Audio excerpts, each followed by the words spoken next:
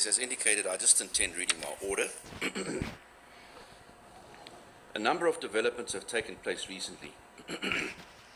These include, inter alia, the private prosecution of Mr. Downer at the instance of Mr. Zuma, Mr. Zuma's further application launched on the 14th of October 2022 to the Constitutional Court for leave to appeal against my main judgment, the issue whether that application for leave to appeal is properly lodged and suspends the operation of my judgment in the interim, the state's contention that it does not and that the criminal trial should proceed, and Mr. Zuma's objection to Mr. Downer remaining involved in the trial given the private prosecution.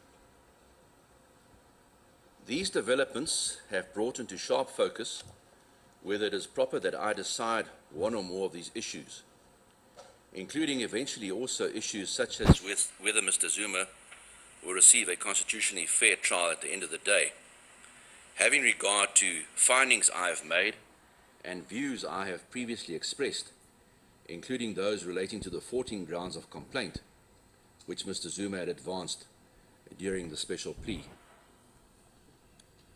Although the issue is mainly one of my own conscience, I invited the parties during argument on 17 October 2022 to address any written submissions they may wish to place before me in regard to my possible recusal by Friday the 21st of October 2022, to which they raised no objection.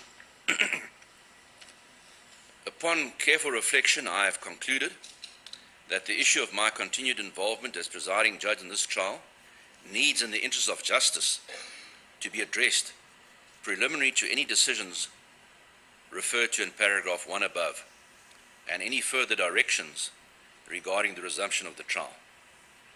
This conclusion will inevitably necessitate an adjournment of the trial. I appreciate that this adjournment will take up time when the trial might otherwise possibly have proceeded, thus resulting in a further delay which the state has been at pains to prevent.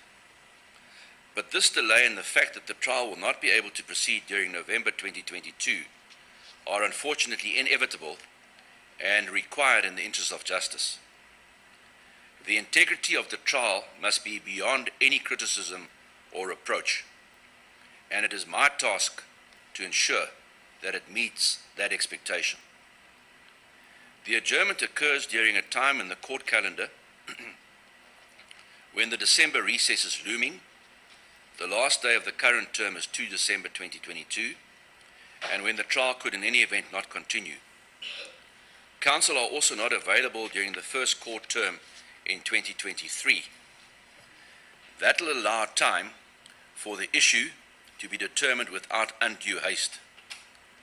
I had initially contemplated that the matter be adjourned to a date this year for judgment, but that would have been an optimistic expectation, having regard to the complexity of the issue as my preliminary research in the last few days has suggested, and having regard to my current workload. In the light of the practicality that the trial could, in any event, not resume until the second term of 2023, I intend adjourning the trial to 30 January 2023. This will avoid adjournments in the interim period while my judgment is being prepared. In the circumstances, I also extend the period for the parties to file any written submissions they may choose to file to 3 November 2022 before I commence work on the judgment. The following order is therefore accordingly granted. 1. The trial is adjourned to 30 January 2023. 2. The parties are requested to submit any written submissions they may wish to place before the court as to whether the presiding judge should continue to preside in the trial or recuse himself, which they may wish to advance, to the registrar on or before 3 November 2022. 3. On the basis that the accused undertake to appear on any subsequent date to which the trial is thereafter adjourned, Mr. Zuma and the representative of Thales are excused from attendance on the 30th of January 2023. Copies of this order and the reasoning, which I've read out, will be made available by my registrar to the parties immediately after court adjourns. Court will rise.